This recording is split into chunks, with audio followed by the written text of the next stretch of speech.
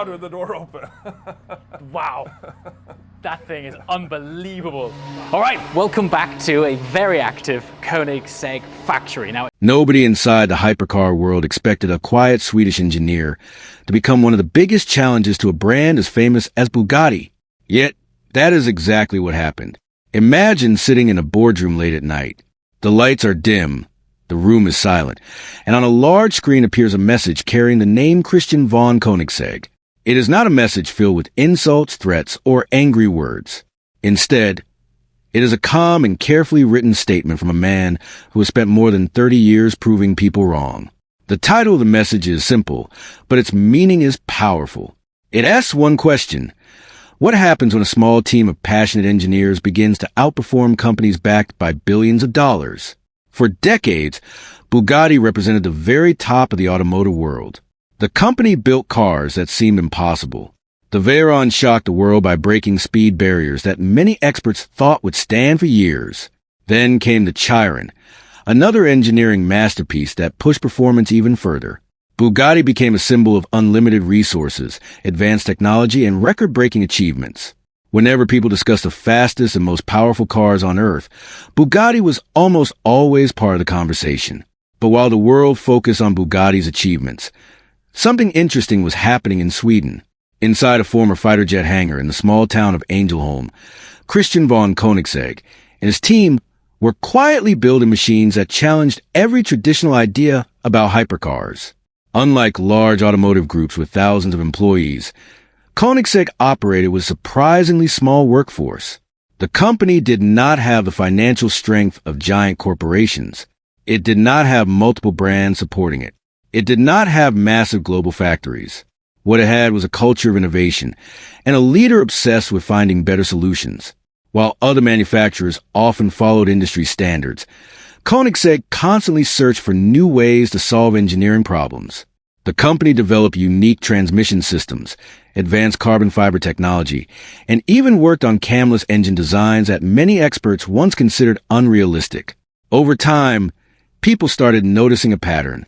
Whenever someone claimed a particular engineering goal was impossible, Koenigsegg would quietly begin working on it. Then, months or years later, the company would reveal a solution that surprised the entire industry.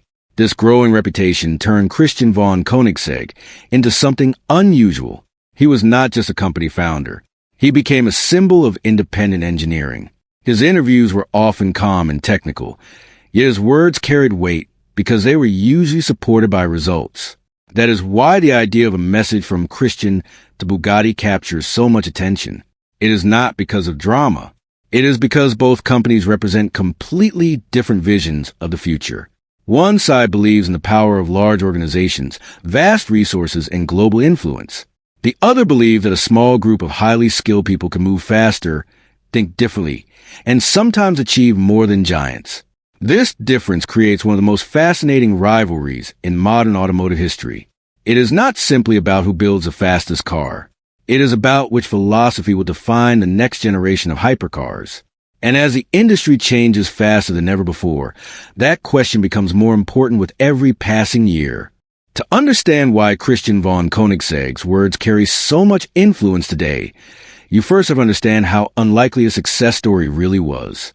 In the early 1990s, the automotive industry was dominated by companies that had existed for decades. The biggest names in performance cars came from countries with long racing histories and enormous manufacturing experience. Italy had Ferrari and Lamborghini. Germany had Porsche. Britain had McLaren and several famous sports car builders. Sweden, on the other hand, was known for practical vehicles. Most people associated Swedish cars with safety, reliability, and family transportation. The idea that a young man from Sweden could create a company capable of competing with the most respected performance brands in the world seemed unrealistic. Yet Christian believed otherwise. Inspired by a childhood dream and a determination that many people underestimated, he decided to create a car company carrying his own family name. At the time, he had no giant factory, no army of engineers, and no guarantee of success. What he did have was a willingness to challenge accepted ideas. Instead of asking why something could not be done, he focused on finding ways to make it possible. The early years were difficult. Building a hypercar from scratch is one of the hardest challenges in engineering. Every component matters. Every mistake can cost huge amounts of money. Many startups disappear long before producing a working vehicle. However, Christian refused to quit.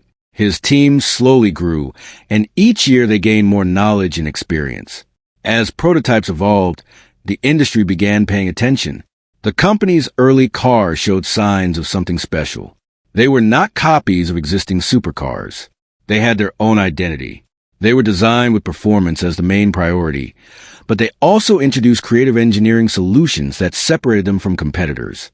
While larger manufacturers often relied on established methods, Koenigsegg searched for advantages in unexpected places. The company's engineers constantly looked for ways to reduce weight, increase efficiency, and improve performance. This mindset eventually became one of the brand's greatest strengths. By the time models like the CCX and Agile arrived, automotive enthusiasts around the world realized that Koenigsegg was no longer just an ambitious startup. It was becoming a serious competitor. The company's cars began setting impressive performance records and earning praise from journalists and owners alike. What made these achievements even more remarkable was the size of the organization behind them. Compared to major automotive groups employing tens of thousands of people, Koenigsegg remained incredibly small, yet its cars regularly entered conversations about the fastest and most advanced vehicles ever built. This growing success naturally placed the company on a collision course with Bugatti. At the time, Bugatti represented almost the opposite approach. Supported by the enormous resources of the Volkswagen Group, Bugatti had access to budgets and expertise that most manufacturers could only dream about. When the Veyron arrived, it changed the automotive world. It demonstrated what could happen when engineers were given nearly unlimited resources and a clear objective. The car's performance shocked everyone. Later, the Chiron continued that legacy and further strengthened Bugatti's reputation. To many observers, comparing Koenigsegg and Bugatti seemed unfair because the scale of their operations was so different. Yet that difference became the very reason people found the rivalry fascinating. One company represented corporate power on a massive scale.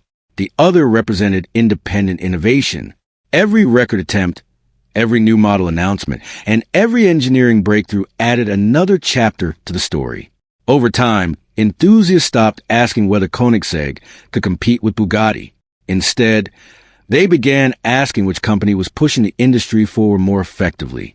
That question would become increasingly important as both manufacturers chased speed records, technological breakthroughs, and automotive history itself. As the years passed, the competition between Koenigsegg and Bugatti became much more interesting than a simple battle of horsepower. On the surface, both companies were trying to build the fastest and most advanced hypercars in the world. But underneath that shared goal were two very different ways of thinking.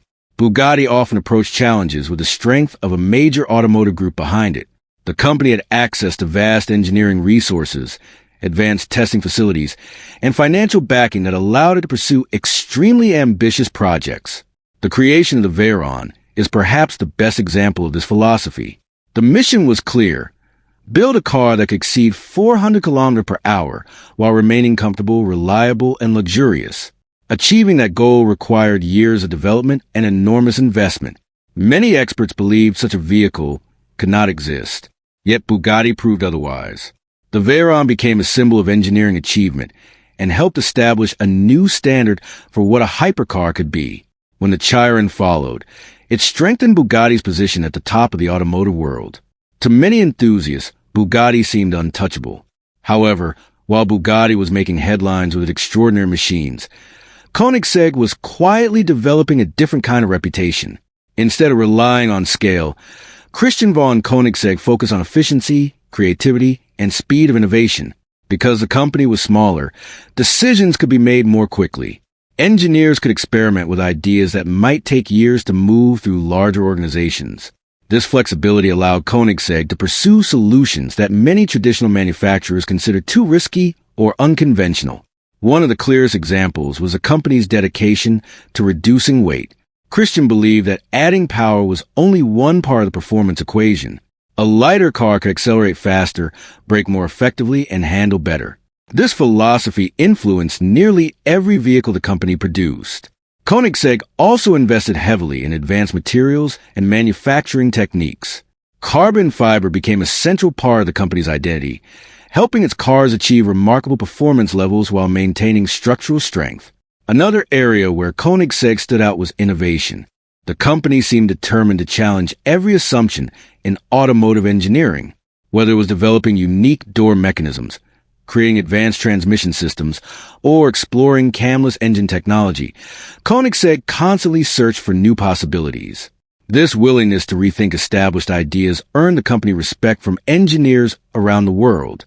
It also created a growing sense that Koenigsegg was not simply following industry trends. It was helping shape them.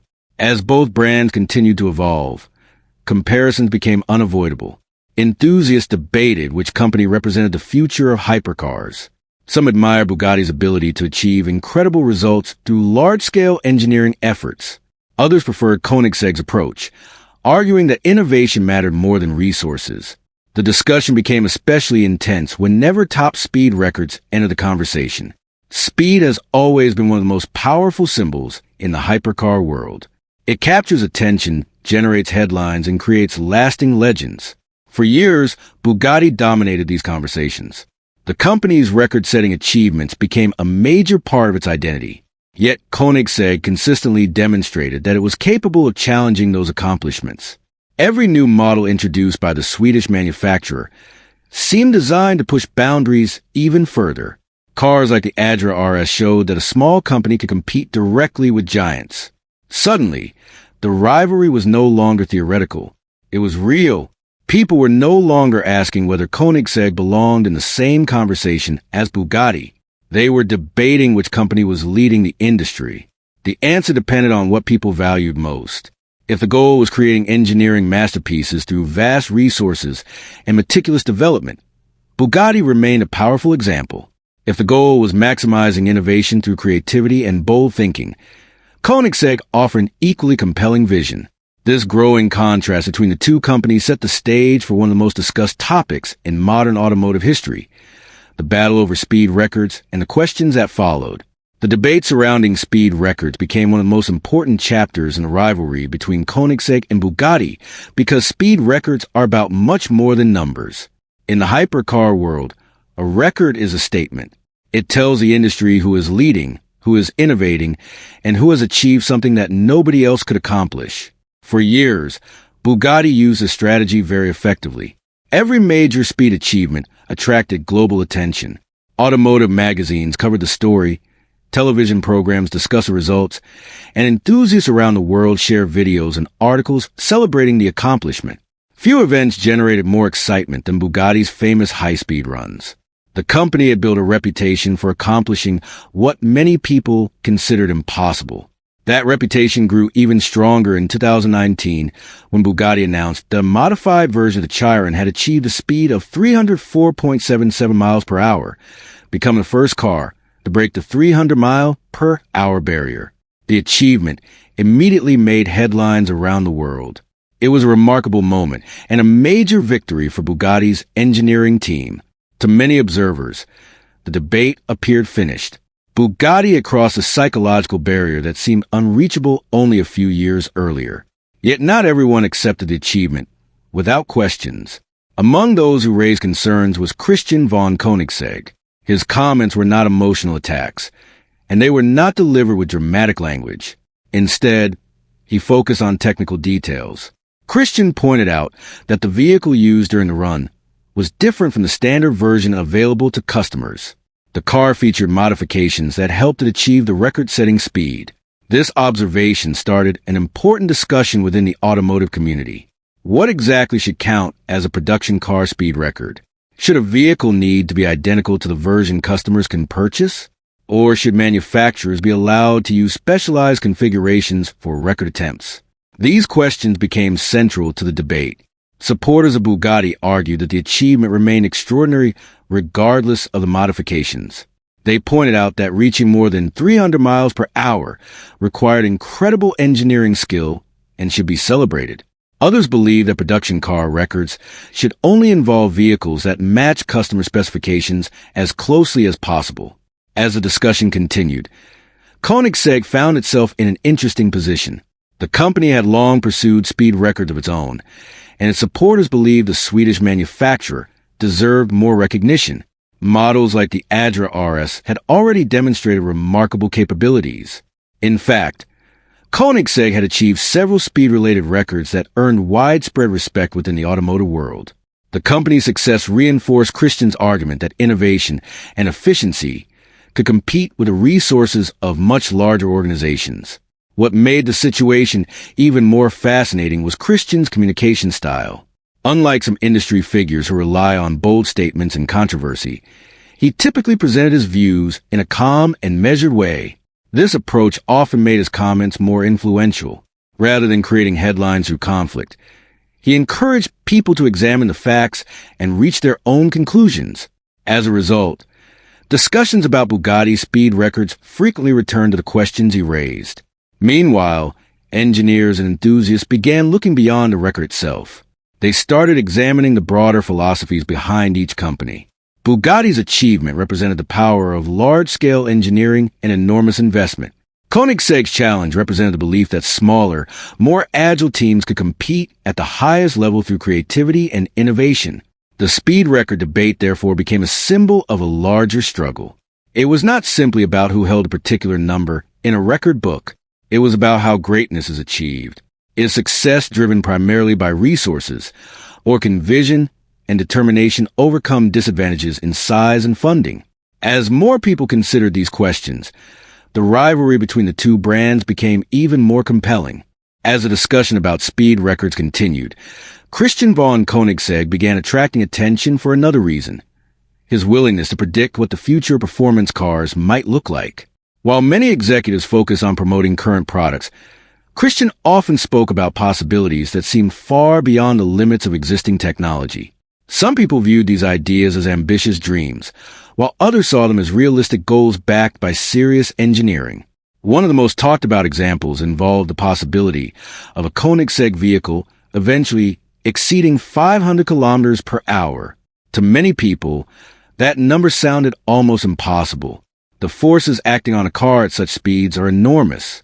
Aerodynamics become incredibly complex. Tire technology faces extreme challenges.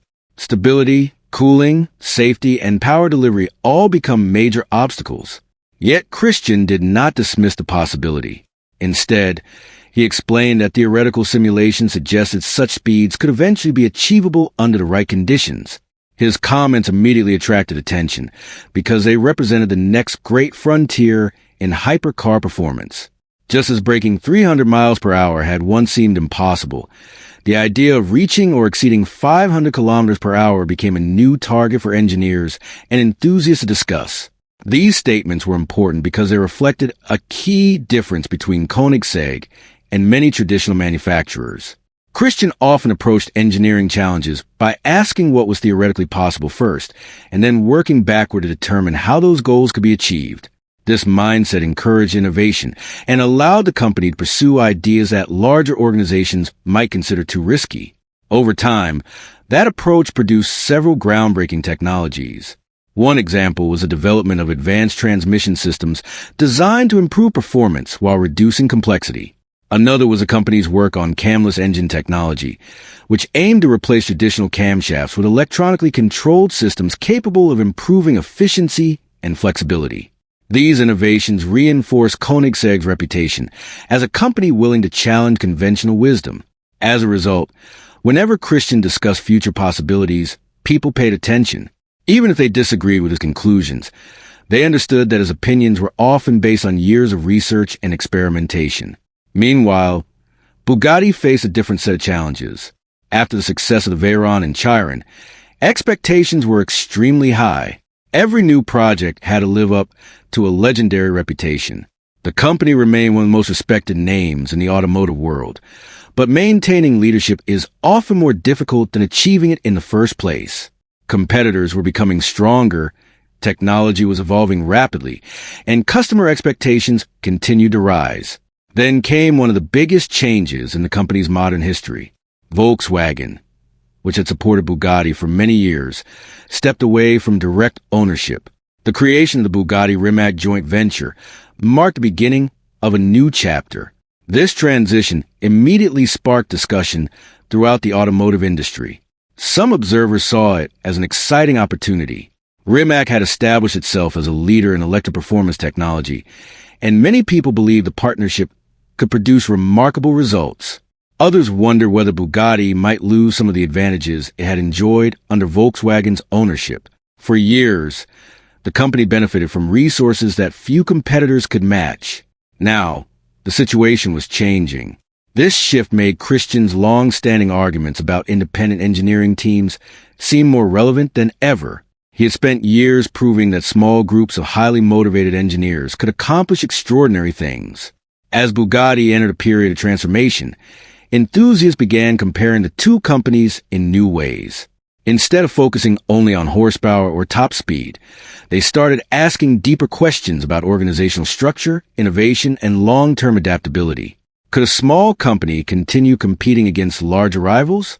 Could large organizations remain flexible enough to keep pace with rapid technological change? These questions did not have simple answers, but they highlighted why the rivalry between Koenigsegg and Bugatti remained so fascinating. Both companies represented different paths toward excellence, and the future would reveal which approach proved most effective in an industry evolving faster than ever before. If there's one reason the rivalry between Koenigsegg and Bugatti captures so much attention, it is because both companies represent completely different answers to the same question. How do you build the ultimate hypercar? For Bugatti, the answer has traditionally involved combining luxury, engineering precision, and overwhelming performance into a single package. The company's philosophy has always been about creating machines that feel almost impossible. A Bugatti is not just designed to be fast. It is designed to make the driver feel as though there are no limits. From the moment the Veyron was introduced, the company focused on demonstrating what could be achieved when engineering teams were given extraordinary resources. The result was a vehicle that rewrote the rules of performance. The Chiron continued this legacy and became one of the most recognizable hypercars in history. Every detail, from the powerful engine to the luxurious interior, reflected a philosophy centered on achieving excellence.